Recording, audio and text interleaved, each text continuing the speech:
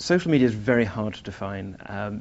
There are a lot of people who even question the use of the word media when we're talking about social media, because it implies that we're still thinking about the same old world. We're still thinking about audience sizes. We're still thinking about something that can be bought and sold. Really, when we're thinking about social media these days, we're trying to think about something which is much more like a conversation, something where brands don't just talk to people and people don't just talk to the world, but people are talking to each other and brands are talking to people and people are talking back to the brands.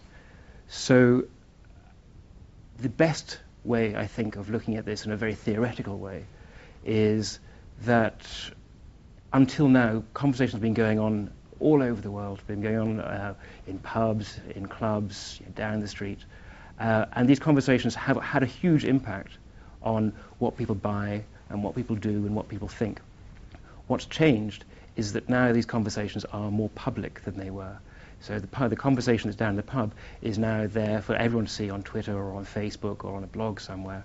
And that conversation means two things. It means that, first of all, other people can find it, so that other people can find out, for example, if they have a problem with their Nokia 5800, which I had today, and I now find out that other people have had the same problem, and I'm beginning to think differently about the product that I bought. Or it means that Nokia could look at the conversations that I've been having about their new phone and start making some kind of efforts to address that. But that, as I say, is a kind of the top-down idea of what social media is. It's the, how have things changed? At a very simple and practical level, we think of it in terms of 5 things. This is we think that there are 5 different areas that we can categorize social media. We talk about social sharing, where we're talking about people who are sharing their opinions and ideas on blogs, or their photographs on things like Flickr, their videos on things like Vimeo and YouTube. And then there is social networks, things like Facebook and Twitter, where I can start making friends with other people, and you can begin to see stuff based on what your friend network thinks. And then we also have social news, which is things like Dig and Reddit, where the news stories of the day are not set by editorial decisions, but set by how much people have voted on what they think is good and what they think is an interesting story. And the interesting stories float to the top.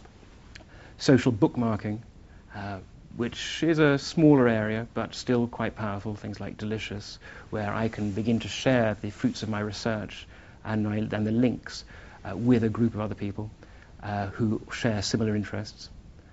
And the 5th one, which is a very interesting area, is social knowledge. Social knowledge includes things like Wikipedia, where groups of people get together to edit what's become the world's largest encyclopedia, and which includes information on pretty much every brand I've ever worked for, and all of their products, from the point of view of an unbiased, neutral point of view, objective outsider audience. And sites like Yahoo Answers and Amazon's Askville, where people can go in, ask questions, and get answers back from a huge community of people. So, for example, my question might be, what on earth do I do with my Nokia 5800 right now? Thank you very much.